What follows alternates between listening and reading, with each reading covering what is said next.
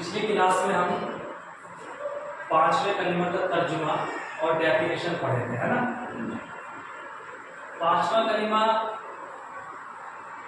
ہمیں کیا درشا رہا تھا وہ ہم نے جان لیا، تو اب ہمیں جاننا ہے کہ چھٹا کلمہ کا ترجمہ کیا ہے اور چھٹے کلمہ کا ڈیفینیشن، یعنی کہ چھٹے کلمہ کی پریبھاشا کیا ہے نا؟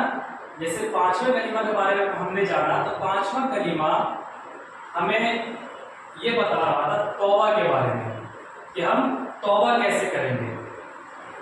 تو اب یہ ہے چھٹا کلمہ، چھٹے کلمہ کا ڈیفینیشن بھی پڑھیں گے اور ترجمہ بھی پڑھیں گے ہم، ہے نا؟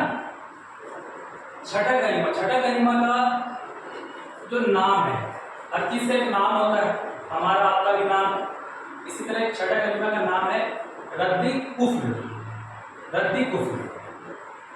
اب پہلے تو ہمیں سمجھنا ہے ردی کفر کا مطلب کیا ہوتا ہے۔ ردی کفر کا مطلب ہوتا ہے کفر کو مٹانا۔ اب ہمارے اندر ایک سوال پہلے بنتا ہے، کفر کیا ہے؟ تو پہلے یہ دیکھیں،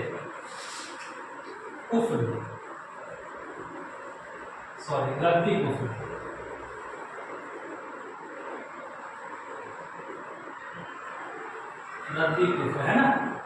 اب ان کو الگ الگ کر دیجیے۔ ردی کا مطلب ہوتا ہے مٹانا، کفر کا مطلب ہوتا ہے انکار کرنا۔ کفر ہم چھوٹے الفاظ میں بتا رہے ہیں، جیسے ردی کا مطلب ہوتا ہے، رد کا مطلب ہوتا ہے مٹانا۔ رد کا مطلب ہوتا ہے جیسے کہ دیکھیے یہ ہے، ہم نے مٹا دیا اسے، ایسے ہی رد کا مطلب ہوتا ہے مٹانا، اور کفر کا مطلب ہوتا ہے کسی چیز کا انکار کرنا۔ ہم کفر کے بارے میں انشاءاللہ، کفر اور شرک کے بارے میں ہم انشاءاللہ اگلی کلاس میں اس کو بہت تفصیل میں اور اچھے سے سمجھیں گے، ہے نا؟ ابھی ہم چھٹے کلمہ کے اوپر ہیں، تو ابھی ہم نے شارٹ میں بتایا کفر کا مطلب۔ انشاءاللہ کفر اور شرک کے بارے میں ہم اگلی کلاس میں پڑھیں گے، اور آپ لوگوں کو انشاءاللہ اگلی ویڈیو میں ہم کفر کے بارے میں بتائیں گے۔ تو دیکھیے اب ہم آتے ہیں ان کی بول پر۔ ردی کفر کی بول کیا ہے؟ جیسے استغفار کی بول تھی استغفر اللہ، اسی طرح ردی کفر کی بول کیا ہے؟ ردی کفر کی بول ہے، سب سے پہلی ہم نے انہیں بانٹ دیا ہے تاکہ ہمیں سمجھنا اور سمجھانا آسان ہو، ہے نا؟ ہم نے ایک ایک آیت کے طریقے پر بانٹ دیا ہے۔ تو پہلا ہے ان کی بول جو ہے، پہلی بول وہ ہے اللہم انی اعوذ بک، اللہم انی اعوذ بک۔ اب اس کا ترجمہ کیا ہوتا ہے؟ اللہم انی اعوذ بک ترجمہ کیا ہے؟ ان کا ترجمہ ہوتا ہے الہی میں تیری پناہ مانگتا ہوں۔ کیا؟ الہی میں تیری پناہ مانگتا ہوں۔ اس میں آپ بتائیں کہ الہی کیا ہوتا ہے؟ الہی ہم کن کو کہہ رہے ہیں یہاں پہ؟ اللہ۔ الہی کون؟ ہم اللہ کو کہہ رہے ہیں، الہی میں تیری پناہ مانگتا ہوں۔ اتنی بات سمجھ میں آ گئی؟ یعنی ہم اللہ سے معافی مانگ رہے ہیں۔ پناہ کا مطلب ہوتا ہے معافی مانگنا۔ اب ہم آتے ہیں، آگے بڑھتے ہیں۔ من ان اشرک بک شیئا، من ان اشرک بک شیئا، اس کا مطلب ہوتا ہے اس بات سے کہ کسی چیز کو تیرا شریک بناؤ۔ اب انہیں سمجھنے کے لیے ہمیں پھر پیچھے جانا ہوگا۔ اس بات سے کہ کسی چیز کو تیرا شریک بناؤ، اب انہیں سمجھنے کے لیے پیچھے جانا ہے نا؟ اور پھر آگے بھی آنا ہے، الہی میں تیری پناہ مانگتا ہوں اس بات سے کہ کسی چیز کو تیرا شریک بناؤ۔ اب ہمارے سمجھ میں اچھے سے آ گیا، الہی میں تیری پناہ مانگتا ہوں کہ کسی چیز کو تیرا شریک بناؤ، یعنی کہ یہ کلمہ خاص کر کے کفر کو مٹانے کے لیے ہے، اس چیز کو سمجھنا ہے۔ اب آتے ہیں آگے، وَأَنَا أَعْلَمُ بِهِ، وَأَنَا أَعْلَمُ بِهِ، اس کا مطلب ہوتا ہے اور مجھے اس کا علم ہو۔ کیا علم ہم کہتے ہیں نالج، کسی چیز کا نالج ہے نا۔ اب ان کو ملانے کے لیے اب ہمیں تینوں کو ملانا پڑے گا، ان کو سمجھنے کے لیے اب تینوں کو ملانا پڑے گا۔ اب ان تینوں کو ایک ساتھ پڑھیں گے، اللہم انی اعوذ بک من ان اشرک بک شیئا وانا اعلم بہ، یعنی کہ الہی میں تیری پناہ مانگتا ہوں اس بات سے کہ کسی چیز کو تیرا شریک بناؤ اور مجھے اس کا علم ہو۔ یعنی کہ ہم یہ کہہ سکتے ہیں کہ ہم اللہ سے معافی مانگ رہے ہیں، یا اللہ مجھے معلوم ہے، یعنی مجھے اس چیز کا علم ہے، جگہ کسی اور کو شریک کرنا بہتر نہیں ہے، لیکن ہم پھر بھی شریک کر رہے ہیں، اسی کے بارے میں معافی مانگ رہے ہیں۔ یعنی مجھے علم ہے کہ آپ کے سوا ہم کسی کی بھی عبادت نہیں کریں گے، ہے نا۔ شریک کا مطلب ہم یہ بھی کہہ سکتے ہیں کہ ٹھہرانا بھی کہہ سکتے ہیں، کسی اور چیز کو ٹھہرانا۔ اب آتے ہیں ہم، یہاں تک کلیئر ہے؟ اب آتے ہیں وَأَسْتَغْفِرُكَ لِمَا لَا أَعْلَمُ بِهِ، وَأَسْتَغْفِرُكَ لِمَا لَا أَعْلَمُ بِهِ، اور میں معافی مانگتا ہوں تجھ سے اس گناہ سے جس کا مجھے علم نہیں، ہے نا۔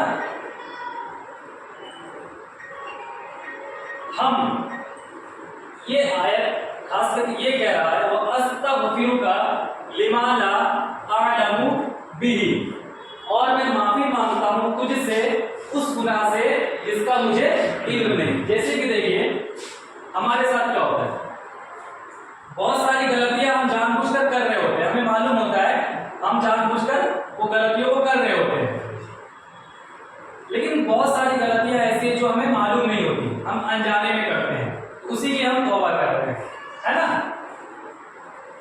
اب آتے ہیں یہاں تک کلیئر ہے، آگے بڑھے۔ تبت عنہ وتبرأت، تبت عنہ وتبرأت، میں نے اس سے توبہ کی اور بیزار ہوا، میں نے اس سے توبہ کی اور بیزار ہوا۔ اب اسے سمجھنے کے لیے ہمیں پھر سے پیچھے جانا ہوگا، یعنی کہ ہم نے ابھی ان ساری چیزوں کو پڑھا، ان ساری چیزوں کو سمجھا، اسی کے بارے میں یہ کہہ رہا ہے کہ ہم ان ساری چیزوں سے ہم توبہ کر رہے ہیں اور بیزار ہو جائے، ہے نا۔ اب آگے بڑھتے ہیں، اور یہ پیچھے کو بھی درشا رہا ہے اور آگے کو بھی درشا رہا ہے، ان کو ہمیں بہت اچھے سے سمجھنا ہے۔ ابھی کن کن چیزوں کے بارے میں بیزار کرنے کو کہہ رہے ہیں، جیسے کہ پہلا آتا ہے من الکفر، ہے نا، اس کو اردو میں ترجمہ کرتے ہیں کفر سے، کس سے؟ کفر سے۔ کفر کیا ہوتا ہے، کفر کے بارے میں ہم بتاتے ہیں، ان کے اوپر انشاءاللہ ہم اگلی کلاس میں بہت اچھے سے بتائیں گے، اسپیشلی کفر کے بارے میں پڑھائیں گے۔ ابھی ہم صرف کفر کے بارے میں جانتے ہیں۔ کفر کیا ہے؟ کفر یعنی کہ اللہ نے ہمارے اوپر جتنے احکام دیے ہیں، جیسے ہمارے اوپر کیا ہے، نماز 5 وقت کی فرض ہے، دوسرا کیا ہمارے اوپر روزہ فرض ہے، روزہ کون سا، رمضان مہینے کا روزہ ہمارے اوپر فرض ہے نا۔ تیسرا ہم پہ زکات بھی فرض ہے، اسی طرح کچھ چیزیں ایسی ہیں جو ہم پہ فرض ہے، اللہ نے ہمارے اوپر فرض کر رکھا ہے، ان چیزوں کا انکار کرنا، ان چیزوں کو نہیں ماننا، ان کو ہی ہم کفر کہتے ہیں۔ تو انشاءاللہ کفر کے بارے میں بہت تفصیل میں ہم ان کی پریبھاشا کو نیکسٹ کلاس میں پڑھیں گے۔ تو اب آتے ہیں وشرکی۔ وشرکی کا مطلب کیا ہوتا ہے؟ شرک سے۔ شرک کا مطلب قریب قریب آپ سب جان ہی رہے ہیں کہ شرک کا مطلب ہوتا ہے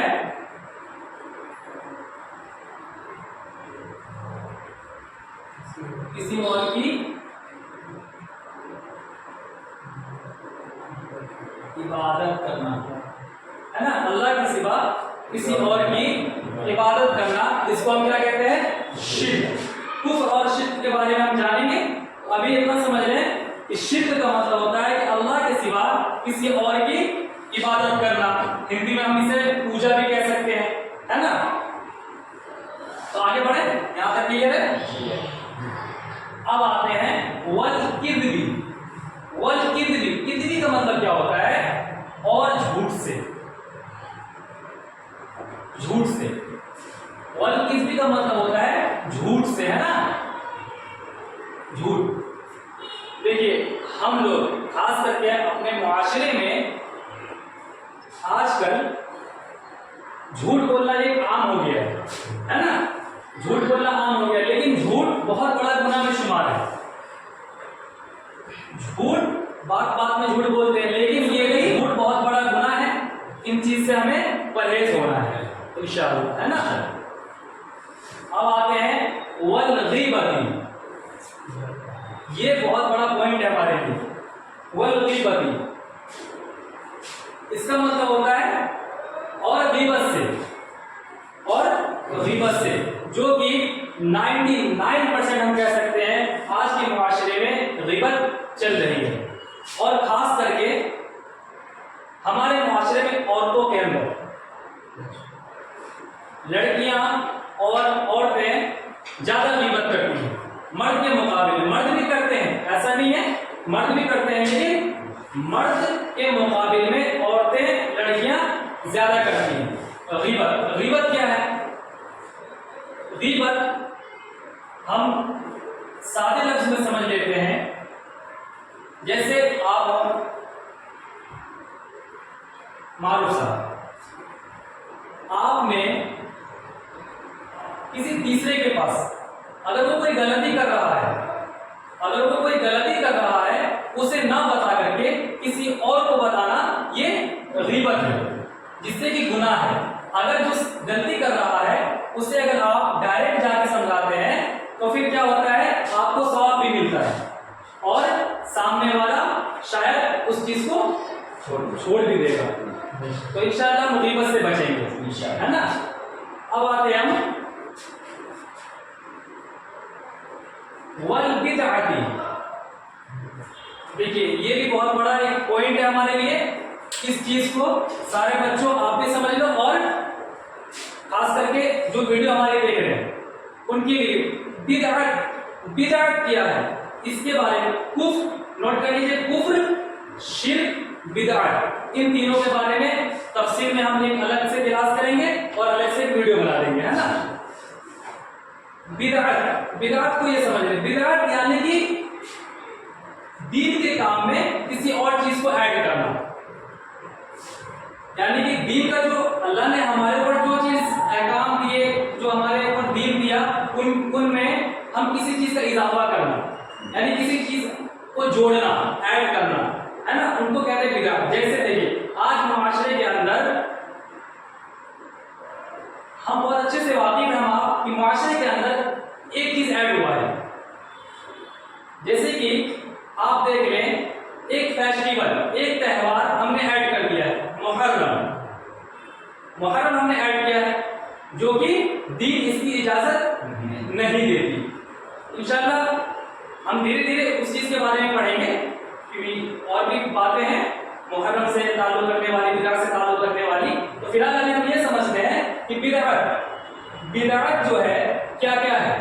پہلا تو بدعت ہمارے یہاں ایک مسلم سماج میں محرم کو لے کے، کہ محرم کو ہم نے اسلام میں ایڈ کیا۔ محرم ایک بس مہینہ ہے اور اس کے بارے میں ہم سمجھیں گے، لیکن ابھی ہم یہ سمجھیں کہ محرم کو جو فیسٹیول کے طور پہ ہم نے ایڈ کیا ہے، یہ ایک بدعت ہے۔ پھر ہم اس میں ڈھول بجانا، نہ جانے ہمیں ایک شرک کی طرف بھی لے کے جا رہا ہے۔ دوسرا، ہمارے سماج کے اندر ایک چیز اور ایڈ ہوا ہے، وہ ہوا ہے قرآن خوانی۔ یہ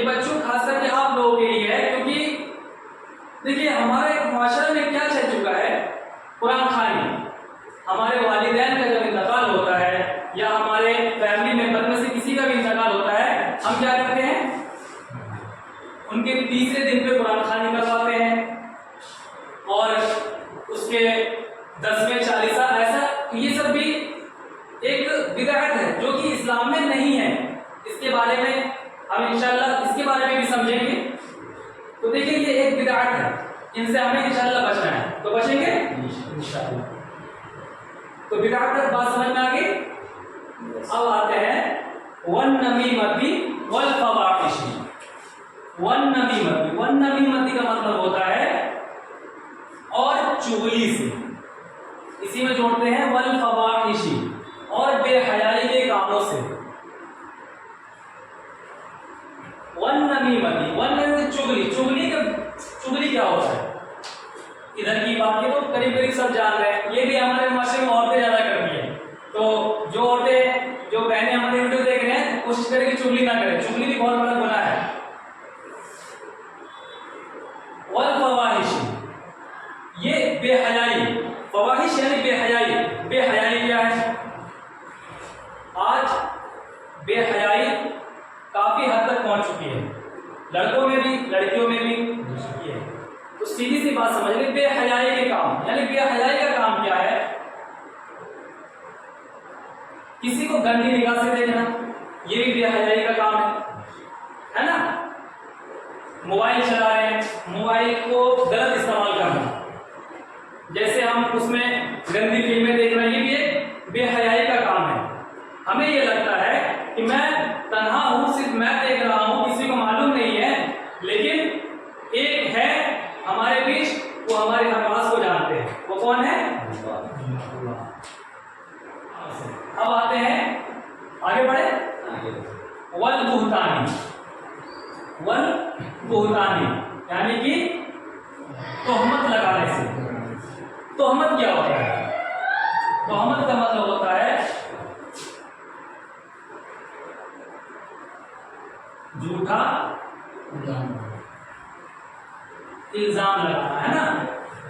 کسی کے اوپر جھوٹا الزام لگانا، یہ بھی ایک بہت بڑا گناہ ہے کہ اگر سامنے والا نہیں کر رہا ہے لیکن ہم ان پہ الزام لگا رہے ہیں تو یہ بھی ایک گناہ ہے نا. تو انشاءاللہ اس سے ہم بچیں گے، ہے نا. اب آتے ہیں والمعاصی کلیہا، اور باقی ہر قسم کی نافرمانیوں سے. دیکھیے ہم نے پہلے کہا تھا ان کو سمجھنے کے لیے پیچھے بھی جانا ہوگا اور آگے بھی آنا ہوگا، ہے نا. تو یہ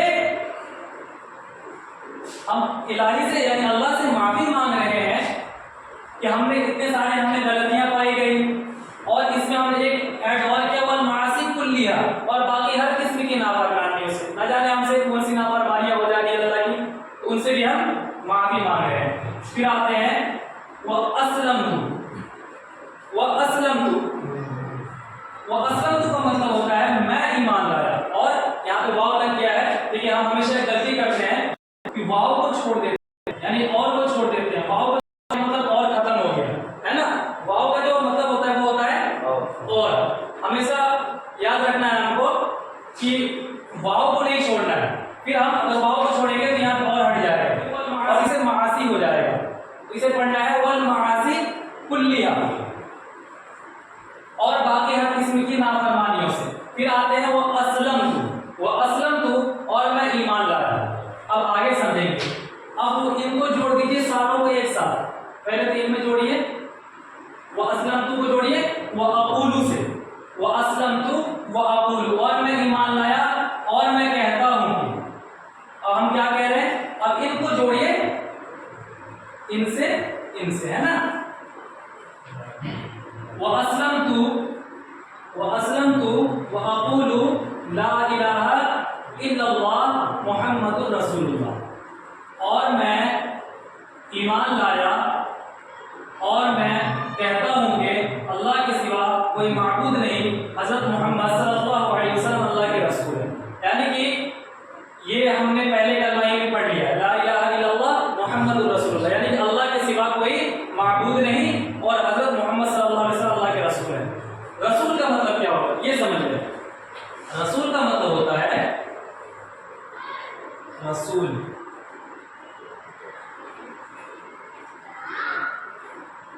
میسنجر اللہ, ہے نا. یعنی کہ ہم یہ کہہ سکتے ہیں کہ رسول کا مطلب دا میسنجر آف اللہ، یعنی کہ اللہ کی باتیں ہم تک پہنچانا، ہے نا، اللہ کے پیغام کو ہمارے تک پہنچانا. تو انشاءاللہ. اور ہاں ایک ویڈیو پہ کمنٹ بھی آئے گی آپ بچوں میں سے کہ محمد صاحب کی جیونی کے بارے میں پڑھانے کے لیے. تو انشاءاللہ ہم وہاں تک پہنچیں گے. پہلے جو ہماری ضروریات ہیں ان کو پڑھیں، پھر انشاءاللہ ہم سارے پروفیٹس کے بارے میں، سارے میسنجرز کے بارے میں پڑھیں گے انشاءاللہ. تو بات سب کو کلیئر ہوگی، سمجھ میں آ گئی؟ دیکھیے چھٹا کلمہ، بس چھوٹی سی بات ہے. چھٹا کلمہ جو ہے، پانچواں کلمہ استغفار کے بارے میں تھا، اسی طرح چھٹا کلمہ بھی یہ کہہ سکتے ہیں کہ توبہ کی ہی طرح ہے نا. اس میں یہ بتا رہا ہے کفر جو ہم کر رہے ہیں ان چیزوں کی معافی مانگ رہے ہیں. تو انشاءاللہ ہم میں سے یہ ساری جتنی بھی عیب